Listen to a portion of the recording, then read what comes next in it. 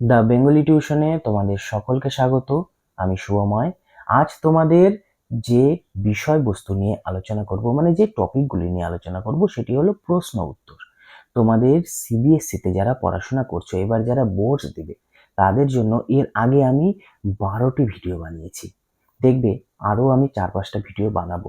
15-16টা practice set তোমাদের জন্য করছি।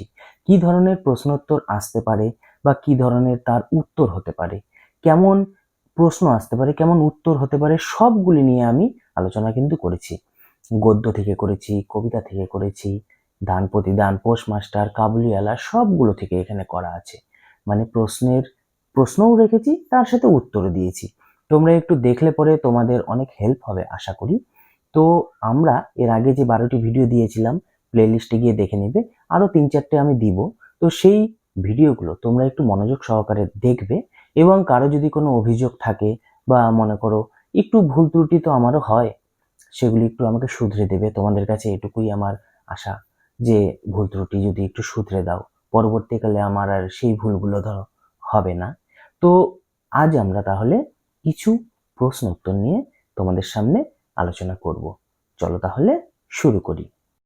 সংসারে একটা এই মহৎ পরিবর্তন দেখা গেল। কোন গল্পে? কাদের সংসারে এই মহৎ পরিবর্তন দেখা দেয়? এই পরিবর্তনের কারণ কি ছিল বলে তুমি মনে করো, তা বুঝিয়ে লেখো। উত্তর: দান প্রতিদান গল্পে শশীভূষণ ও রাধা মুকুন্দের সংসারে এই পরিবর্তন দেখা গেল। একদিন হঠাৎ খবর এলো যে শশীভূষণের একমাত্র জমিদারি পরগনা এনাথ শাহী লাট দেখাশোনার দায়িত্ব রাধামুকুন্দ করতেন। সেই পরগনা লাটের খাজনার দায়ে নিলাম হয়ে গিয়েছে। সংসার চালানোর চিন্তায় শশীভূষণ এক মুহূর্তে ডুব জলে পড়ে গেলেন। এই সময় রাধামুকুন্দ স্ত্রীর গয়না বন্ধক দিয়ে এক থলে অর্থ জোগাড় করে দেয়।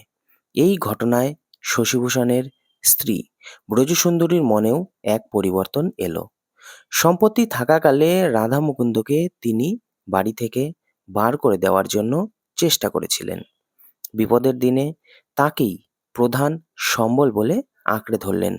তিনি উপলব্ধি করেছিলেন যে দুই ভাইয়ের মধ্যে তাকেই একমাত্র নির্ভর করা যায়। গান দাঁড়ালো ঋষি বালক, মাথায় গোজা ময়ূর পালক।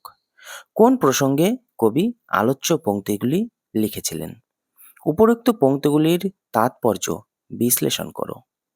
উত্তর: আধুনিক কবি জয় গোস্বামী অস্ত্রের বিরুদ্ধে গানের প্রেমময় সত্তাকে উজ্জীবিত করে তোলার প্রসঙ্গে আলোচ্য উক্তিটি করেছেন। হিংসায় উন্মত্ত পৃথিবীতে শান্তি প্রতিষ্ঠায় কবি গানের এক উল্লেখযোগ্য ভূমিকার কথা বোঝাতেই এই পংক্তিগুলি ব্যবহার করেছেন। আলোচ্য অংশে কবি গানকে অহিংসার বর্মরূপে ব্যবহার করেছেন। সমাজে চক্রান্তকারীদের একটি গোপন চক্রান্ত চলছে, যা এক ভয়ঙ্কর অবস্থার সৃষ্টি করেছে। পৃথিবী হানাহানির বীজ বাষ্পে ভরে গেছে। এরূপ পরিস্থিতিতে গান আবির্ভূত হয়েছে ঋষি বালকের রূপ ধরে, যার মাথায় গোজা আছে ময়ূর পালক। ভগবান শ্রীকৃষ্ণের মাথায় ময়ূর পালক গোজা থাকে।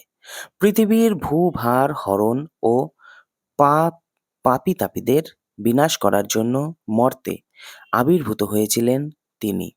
সমাজের অসঙ্গতি, অন্যায়, চক্রান্ত এগুলিকে নাশ করতে তিনি দৃঢ় প্রতিজ্ঞ ছিলেন। তিনি ছিলেন নির্ভয়ের প্রতীক। অস্ত্রের তাণ্ডবে বিপন্ন পৃথিবীর চরম সংকটে সমস্ত অশুভ শক্তির হাত থেকে রক্ষা পাওয়ার জন্য কবি অবিনশ্বর মানবতার এই রূপটিকেই আহ্বান করেছেন। সপ্রসঙ্গ ব্যাখ্যা লেখো। আয় আরো বেঁধে বেঁধে থাকি। উত্তর: আলোচ্য অংশটি কবি শঙ্খ ঘোষের লেখা আয় আরো বেঁধে বেঁধে থাকি কবিতা থেকে নেওয়া হয়েছে। এখানে কবি সাধারণ মানুষদের বেঁধে বেঁধে থাকার অর্থাৎ ঐক্যবদ্ধ থাকার কথা বলেছেন। এই কবিতায় কবি তুলে ধরেছেন সাধারণ মানুষের কথা, যারা সাম্রাজ্যবাদী শক্তির দ্বারা শোষিত হয়। কবি বলেছেন, সাধারণ মানুষ এক বিষম বিপদের সম্মুখীন হয়েছে। তাদের ডান পাশে ধস, বায়ে গিরিখাদ, মাথার ওপর মৃত্যুর পরোয়ানা নিয়ে বোমারু বিমান উড়ছে, তাদের পায়ে হিমানির বাঁধ। তাদের আর কোথাও যাবার নেই, এমনকি তাদের আশ্রয় স্থলও ধ্বংস হয়েছে। সাধারণ মানুষ অর্থাৎ কবির ভাষায় আমরা আজ ধ্বংসের মাঝে বেঁচে আছি। তাদের ভবিষ্যৎ প্রজন্ম বা শিশুরা ক্রমশ শবে বা মৃতদেহে পরিণত হচ্ছে। তাই সাধারণ মানুষের হারাবার আর কিছুই নেই। তারা হয় মরে যাবে বা দল বাঁধবে। তাই কবি সকল সমমনস্ক মানুষদের বেঁধে বেঁধে অর্থাৎ দলবদ্ধ হয়ে থাকতে বলেছেন। ঈশবের মেজাজ চড়ে গেল। কখন ঈশবের মেজাজ চড়ে গিয়েছিল? পান্নালাল প্যাটেল রচিত অদল বদল গল্পের একটি অন্যতম প্রধান চরিত্র হল ঈশাব। সে একজন বিদ্যালয় পাঠরত কিশোর। হোলির দিন পড়ন্ত বিকেলে ছেলে ছোকরার দল থেকে কালিয়া এসে অমৃতকে খোলা মাঠে নিয়ে যায় তার সঙ্গে কুস্তি করার উদ্দেশ্যে। কিন্তু অমৃত তার প্রস্তাবে রাজি ছিল না। তবু সে জোর করে অমৃতর সঙ্গে কুস্তি লড়াই শুরু করে ও ছুঁড়ে মাটিতে ফেলে দেয়। বন্ধুর এই অবস্থা দেখে ঈশাবের মেজাজ চড়ে গিয়েছিল। যে ভয়ঙ্কর আহ্লাদটা হবার কথা সে আহ্লাদ খুঁজে পায় না। আহ্লাদ হবার কথা ছিল, অথচ আহ্লাদ খুঁজে না পাওয়ার কারণ কি? উত্তর, আশাপূর্ণা দেবীর লেখা জ্ঞানচক্ষু গল্পে নিজের লেখা গল্প ছাপা হলে তপনের আহ্লাদ হওয়ার কথা ছিল। তপনের লেখা গল্প সন্ধ্যাতারা পত্রিকায় ছাপানো হলে এক সংখ্যা পত্রিকা সঙ্গে নিয়ে নতুন মেসো তপনদের বাড়ি আসেন। কিন্তু বাড়ির সকলে তপনের প্রশংসা না করে তার নতুন মেসোর প্রশংসা করেছিল। কারণ তিনি নাকি গল্পটা অল্প বিস্তর কারেকশন করেছিলেন। তার পরিচিতর জন্যই গল্পটি ছাপানো হয়েছিল। এসব জানি কথার জন্য তপন কোনো আহ্লাদ খুঁজে পায়নি। মনে হলো যেন পুজো করছেন। পুজো করার ঘটনাটি নিজের ভাষায় লেখো। উত্তর, বাংলা সাহিত্যের বিশিষ্ট ছোট গল্পকার বনফুল রচিত আলোবাবু গল্পে লেখক তথা গল্পকথকের কথা মনে হয়েছিল আলোবাবুকে কেন্দ্র করে। একদিন আলোবাবু রামবাবুর বাড়ি থেকে একেবারে ছুটে এসে নিজের ঘরে ঢুকে পড়েছিলেন। ঘরে ঢুকেই ভাঙা তোরঙ্গটা খুলে একটা ছোট টিনের বাক্স বের করলেন। বাক্সের ভেতর থেকে একটা ন্যাকড়ার ছোট পুঁটুলি ও তার ভেতর থেকে লাল রঙের শালুর পুঁটুলি বের করলেন। বেরোলে একটি রেশমি ন্যাকড়ার পুঁটুলি। সেটি খোলার পর বের হলো খানিকটা তুলো এবং একটি ছোট ঘড়ি, যাতে তিনি চোখ বুজে ধীরে ধীরে দম দিতে লাগলেন। এটা দেখেই লেখকের মনে হলো তিনি পূজা করছেন। সপ্রসঙ্গ ব্যাখ্যা লেখো। আমাদের ডান পাশে ধস, আমাদের বায়ে গিরিখাদ। উত্তর, আধুনিক কবি শঙ্খ ঘোষ রচিত আয় আরো বেঁধে বেঁধে থাকি কবিতা থেকে উপরোক্ত পংক্তিটি গৃহীত হয়েছে। বিশ্বব্যাপী সাধারণ নিরীহ মানুষদের নিরাপত্তাহীনতার ও অস্তিত্বের সংকট বোঝাতে এই পংক্তিগুলির অবতারণা করেছিলেন কবি। ধস এবং গিরিখাত দুটোই সাংঘাতিক বিপজ্জনক। কবিতায় সাধারণ মানুষের জীবনের চরম সংকটাপন্ন পরিস্থিতিকে বোঝাতে গিয়ে কবি এই শব্দগুলি চয়ন করেছেন। বর্তমান পৃথিবীতে ক্ষমতালোভী স্বৈরাচারী শাসকদের তাণ্ডব ও তারই ফলে ঘনিয়ে উঠেছে এক অস্বাভাবিক ভয়ঙ্কর সামাজিক পরিস্থিতি। এই পরিস্থিতি মানুষের মৌলিক অধিকারগুলিকে ছিনিয়ে নিয়েছে। প্রতি পদে পদে ভয়ঙ্কর বিপদের হাতছানি। এক অজানা অশনি সংকেত মানুষকে করে তুলেছে বিভ্রান্ত। সাধারণ মানুষের নেই অতীতের কোনো গৌরব, নেই কোনো ভবিষ্যতের নিরাপত্তা। দুর্গম পাহাড়ি রাস্তার এই চিত্রকল্পটির মাধ্যমে কবি আমাদের মতো সাধারণ মানুষের বিপন্নতা, অসহায়তা ও নিরাপত্তাহীনতাকে ফুটিয়ে তুলেছেন। মেসোর উপযুক্ত কাজ হবে সেটা। কোন কাজটিকে মেসোর উপযুক্ত কাজ বলা হয়েছে এবং একথা বলার কারণ কি? উত্তর: আশাপূর্ণা দেবী রচিত জ্ঞানচক্ষু গল্পে তপনের কাঁচা হাতের লেখা গল্পটিকে কারেকশন করে পত্রিকায় ছাপিয়ে দেওয়াকে মেসোর উপযুক্ত কাজ বলা হয়েছে। ছোট মাসি যখন তপনের লেখা প্রথম গল্পটি মেসোকে দেখালো, তখন গল্পটা পড়ে ছোট মেসো তপনকে ডেকে জানালো যে গল্পটি ভালো হয়েছে, একটু কারেকশন করে দিলেই ছাপানো যাবে। এই কথা শুনেই ছোট মাসি তপনের গল্পটা সাহিত্য পত্রিকায় ছাপিয়ে দেওয়ার আবেদন জানান। মেসোর তাজা যেহেতু একজন নামী লেখক, মানে মেসো যেহেতু একজন নামী লেখক, অনেক সাহিত্য পত্রিকার সঙ্গে তার খ্যাতি আছে, তাই তারও দায়িত্ব তপনের মতো একজন নতুন লেখককে সাহিত্য জগতে পরিচিতি পেতে সাহায্য করা। বুকের রক্ত ছলকে ওঠে তপনের।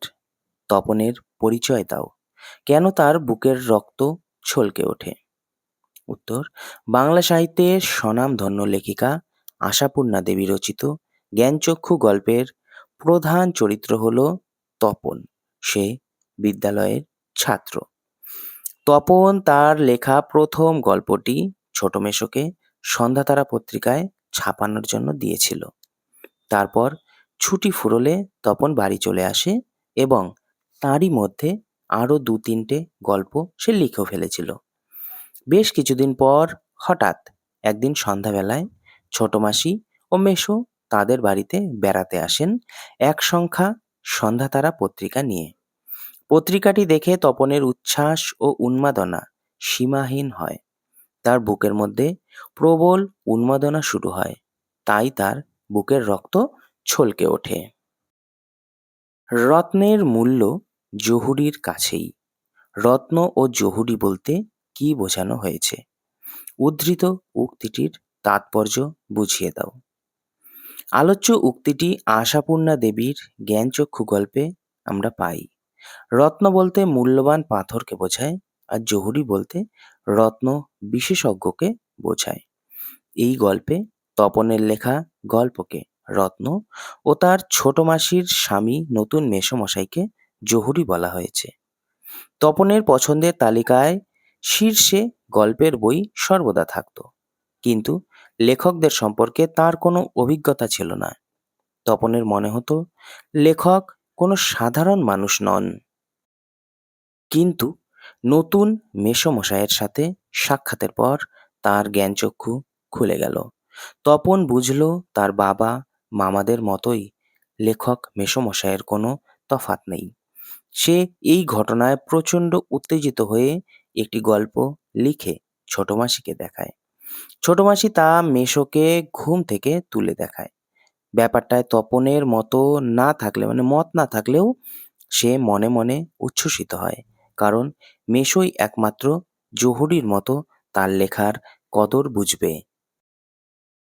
বলতে গেলে ছেলে দুটোর সবই একরকম, তফাৎ শুধু এই যে ছেলে দুটোর মধ্যে কি কি বিষয়ে মিল ও অমিল ছিল। পান্নালাল প্যাটেল রচিত অদল বদল গল্পে দুই বন্ধু অমৃত ও ইসাবের মধ্যে বহু বিষয়ে মিল ছিল। হোলির দিনে তারা দুজনেই একটু একই রং, কাপড় ও মাপের নতুন জামা পরেছিল।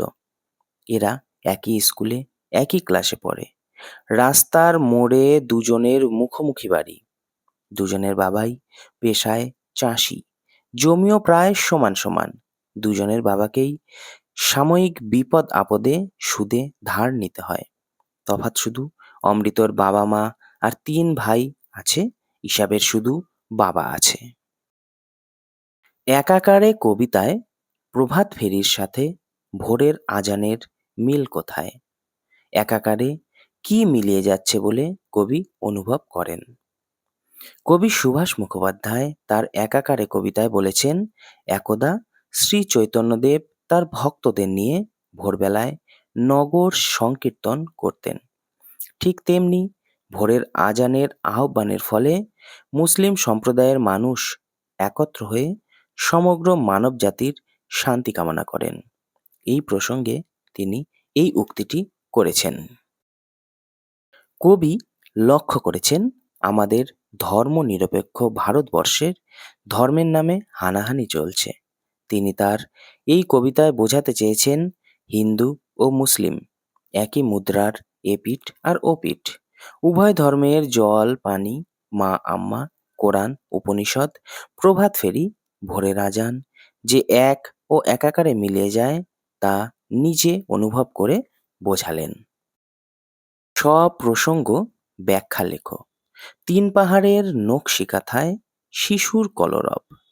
উত্তর, আধুনিক কবি শক্তি চট্টোপাধ্যায় রচিত তিন পাহাড়ের কোলে কবিতা থেকে উদ্ধৃতিটি গৃহীত হয়েছে। তিন পাহাড়ের কোলের অরণ্যময় সবুজ প্রকৃতির এক অপরূপ পটভূমি কবি অঙ্কন করেছেন। এখানে মানুষ সহজ করে বাঁচতে পারে, এই প্রসঙ্গেই এই উদ্ধৃতিটির করেছেন। বনভূমির বুকে যে উদার প্রকৃতির পেলব স্পর্শ আছে তা মানুষকে দেয় পরম শান্তি। এই প্রশান্তি মানুষ যান্ত্রিক জীবন থেকে পায় না। শহরের যান্ত্রিক জীবনে কোনো উদ্দামতা, উজ্জ্বলতা নেই, নেই প্রাণ খোলা উল্লাস। বনভূমিতে এলে সেই সব শহরে মানুষের আনন্দ উচ্ছ্বাস বাঁধনহারা শিশুর কলরবে পরিণত হয়। প্রকৃতপক্ষে এই উদ্ধৃতিটির মাধ্যমে আমরা সেই চিত্রই তিনি বোঝাতে চেয়েছেন আমাদের। ও চেহারা কি সত্যিই কোনো বহুরূপীর হতে পারে? উদ্দিষ্ট ব্যক্তির চেহারা ও সাজ পোশাকের বর্ণনা দাও। সুবোধ ঘোষ রচিত বহুরূপী গল্পে হরিদা সম্পর্কে একথা বলা হয়েছে। হরিদা পেশায় ছিলেন একজন বহুরূপী। বিভিন্ন সাজে সজ্জিত হওয়ার সঙ্গে তার নিপুণ অভিনয় দক্ষতা চরিত্রটিকে জীবন্ত করে তুলত। জগদীশবাবুর বাড়িতে যখন তিনি বিরাগী সেজে যান তখন তার মাথায় উঠছে ফুরফুরে শুকনো সাদা চুল, খালি গা, তার মাথায় ধপধপে একটি উত্তরীয়, পরনে ছোট বহরের একটি থান, ধুলোমাখা পা, হাতে একটি ঝোলা, তার ভেতরে শুধু একটাই বই, গীতা।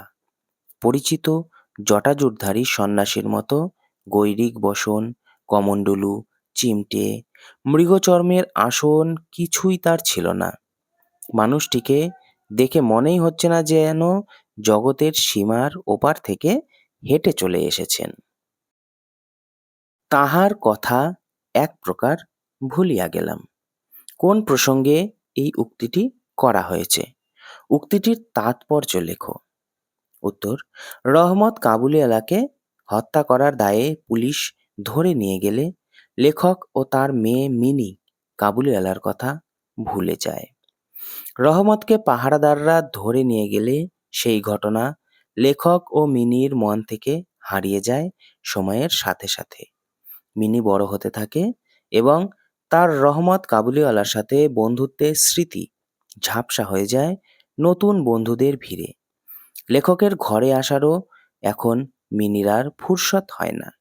লেখকের সাথে যেন এখন মিনির আড়ই হয়ে গেছে বলে মনে করেন। আসলে বয়স বাড়ার সঙ্গে সঙ্গে মিনির বাবার সাথে মিনির একটা দূরত্ব তৈরি হয়ে যায়। মিনির নতুন নতুন বন্ধুদের ভিড়ে লেখক অর্থাৎ মিনির বাবা এবং রহমত কাবুলিওয়ালা হারিয়ে যেতে থাকে।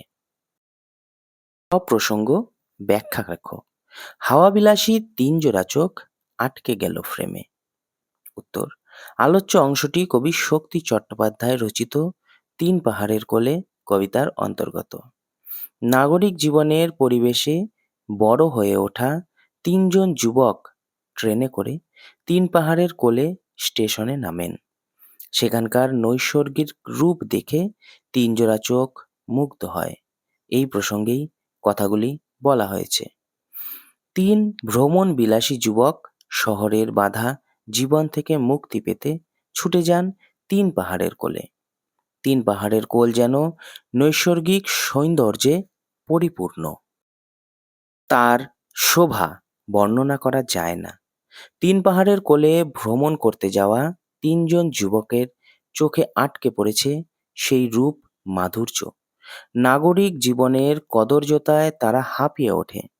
তারা শারীরিকভাবে বাঁচতে পারে না, মানসিকভাবেও বাঁচতে চায়। কিন্তু শহুরে জীবন শরীরের খোরাক পেলেও মনের রসদ পায় না।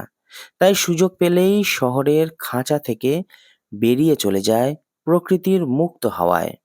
এই অর্থে প্রতিটি মানুষ হাওয়াবিলাসী। তিনজন হাওয়াবিলাসী বন্ধুও ঠিক এই কারণেই তিন পাহাড়ের কোলে ট্রেনের থেকে নেমে এসেছিলেন।